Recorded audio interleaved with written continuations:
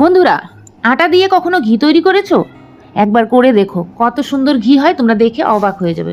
বন্ধুরা, আমরা তো অনেকেই ঘি তৈরি করে থাকি, তবে আটা দিয়ে ঘি তৈরি করা এটা হয়তো অনেকেই ভাবতেই পারবে না। কেননা আটা আমরা কি করি, রুটি খাওয়ার জন্য ব্যবহার করি, আর অনেক রান্না বা রেসিপিতেও ব্যবহার করি। কিন্তু আটা যে ঘি তৈরি করতেও ব্যবহার করা যায়, এটা কিন্তু হয়তো আমরা অনেকেই জানি না। দেখো কত সুন্দর ঘি তৈরি হয়েছে।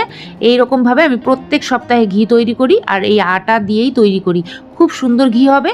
তো চলো, কী পদ্ধতিতে আমি আটা দিয়ে ঘি তৈরি করি দেখে নেওয়া যাক। বন্ধুরা দেখো, আমি এখানে নিয়ে নিয়েছি দুধের সর।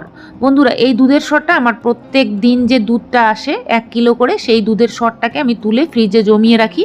8 দিন বা 10 দিন পর পর যখন এটা বাটিটা ভরে যায়, তখন আমি সেই দুধের সরটা দিয়ে ঘি তৈরি করি। এটা প্রতিদিনের, এটা প্রত্যেক দিনের সর কিন্তু এখানে জমিয়ে রেখেছি। ঘি বানাতে হলে তো দুধের সর অবশ্যই ব্যবহার করতে হবে। তো তোমরা চাইলে বাটার কিনে নিয়ে এসেও বানাতে পারো, তবে দুধের যে গরুর দুধের যে সর, সেটা দিয়ে সব থেকে ভালো ঘি তৈরি হয়। আর আটা কখন ব্যবহার করবে সেটাও তোমাদেরকে দেখাবো। পুরো ভিডিওর সঙ্গেই থেকো, তাহলে তোমরা বুঝতে পারবে আটাটা আমি কখন ব্যবহার করব। তো দেখো বন্ধুরা, আমি একটা মিক্সার জার নিয়ে নিয়েছি, মাঝারি যে জারটা, সেই জারটা নিয়েছি। আমার দুবারে ব্লেন্ড করতে হবে, তো আমি দুবারে ব্লেন্ড করব। তো দেখো, প্রথমে অর্ধেকটা আমি নিয়ে নিলাম এই দুধের সর। ফ্রিজের মধ্যে দুধের সরটা রাখবে, তাহলে দুধের সরটা ভালো থাকবে, নষ্ট হবে না, তোমরা বানাতে পারবে। দেখো আমি ব্লেন্ড করব। তো ব্লেন্ড বলতে কিছুই না, এটা ঘোরাতে হবে মোটামুটি 5 থেকে 6 মিনিট। এতে করে কি হবে, মাখনটা সুন্দরভাবে বেরিয়ে আসবে। তো বন্ধুরা, এখন যেহেতু গরমকাল, ঘি তৈরি করা একটু ডিফিকাল্ট, তো সেই জন্য একটু সাবধানে ঘি তৈরি করবে। তো দেখো, আমি একটা বড় পাত্র নিয়েছি, যেহেতু আমাকে এই সরটাকে ধুতে হবে, সেক্ষেত্রে আমি একটা বড় পাত্র নিয়ে নিয়েছি। আর যতটা আমি করে নিলাম সেটা আমি ঢেলে দিলাম। তো বন্ধুরা, দুবারে করব বলেছি, তো একবার আমার হয়ে গেল। তো আর একবার আমি বাকি থাকা যে সরটা, সেই সরটা আমি নিয়ে নেব। এটা আমি ঢেলে নিলাম একটা চামচ দিয়ে মাখনটা। আর বাকি থাকা যে সরটা আমি এবারে আবার ঘুরিয়ে নেব। বন্ধুরা, এই গরমের সময় অবশ্যই দুধের সর দিয়ে যখন ঘি তৈরি করবে, ফ্রিজে কিছুটা জল রেখে দেবে, সেই জলটা কিন্তু ব্যবহার করতে হবে। তো বাদ বাকি যে সরটা আমি এবার ব্লেন্ডার জারে নিয়ে নিলাম। এখন এটাকেও আমি ভালো করে ব্লেন্ড করব, মানে ঘোরাবো। মোটামুটি 5-6 মিনিট ঘোরাবো। ঘোরানোর পরে কি হবে, খুব সুন্দরভাবে এটা মাখন বেরিয়ে আসবে। তো দেখো, আমার এটাও ঘোরানো হয়ে গেছে। এখন আমি চামচ দিয়ে এই বড় বোলটার মধ্যে বের করে নিচ্ছি, কেননা আমাকে এই মাখনটাকে ধুতে হবে। বন্ধুরা, অবশ্যই ঠান্ডা জল দিয়ে ধোবে, যেহেতু এখন গরমকাল। ঠান্ডা জল না দিলে কিন্তু মাখনটা ভালো ধুতে পারবে না। তো সেই জন্য আমি ফ্রিজে 2 থেকে 3 বোতল জল রেখে দিয়েছি ধোয়ার জন্য। তো দেখো, একদম জলটা বরফ হয়ে গেছে, তাতে কোনো অসুবিধা নেই, বরফ দিলেও ভালো। তো আমি এখানে জল দিয়ে দিলাম, আর কিছুটা বরফ কুচিও দিয়ে দিলাম, আর রেখে দিয়েছিলাম 10 মিনিট। 10 মিনিট পর আমি এর থেকে মাখনটাকে তুলে নেব। তোমরা এটা চাইলে 2 থেকে 3 বার ধুতে পারো। তো আমি দেখো এই মাখনটাকে এবার তুলে নিচ্ছি। মাখনটা কিন্তু বেরিয়ে এসছে, আর যে জলটা সেটা কিন্তু আলাদা হয়ে গেছে। তো আমি এবার মাখনটাকে তুলে নেব। তো বন্ধুরা, মাখনটা কিভাবে তুলবে, হাত দিয়ে এরকম করে দলা পেকে পেকে তুলতে হবে। তো মাখনটাকে ভালো করে তুলে নিলাম।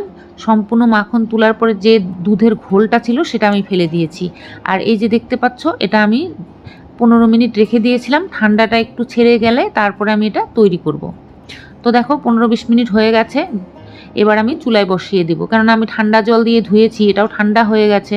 তো কিছুক্ষণ রেখে দিয়েছিলাম, এখন আমি এটা ঘি তৈরি করব। চুলায় বসিয়ে দিয়ে হাই হিটে আমি এটা গলিয়ে নেব। তারপর হিটটা কিন্তু কমিয়ে আমাদের ঘিটা বানাতে হবে। প্রথমে হাই হিটে আমাদেরকে এটা কিছুক্ষণ জাল দিতে হবে। তো দেখো, আমি হাই হিটে এটা বসিয়ে দিয়েছি, আর এটা খুব চটপট কিন্তু মেল্ট হয়ে গেল। এখন এটা 5 থেকে 6 মিনিট আমি হাই হিটেই এটাকে এইভাবেই বয়েল করব। তো দেখো, একটু নেড়ে চেড়ে দিতে হবে। হাই হিটে কিন্তু সব সময় রাখা যাবে না, কিছুক্ষণ এটা হওয়ার পরে আমাদেরকে কি করতে হবে, হিটটাকে মিডিয়াম করে দিতে হবে। তো দেখো, আমি এবার হিটটাকে মিডিয়াম করে আরও 5-7 মিনিট এটাকে রান্না করে নিলাম।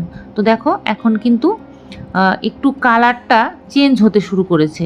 আর এই পর্যায়ে আমাদেরকে একটু নেড়ে চেড়েই এর মধ্যে আমাদেরকে দিয়ে দিতে হবে আটা। বন্ধুরা 1 চামচ আটা দেবে। এই পর্যায়ে দেওয়াতে কি হবে, ঘিটা সুন্দরভাবে বেরিয়ে আসবে।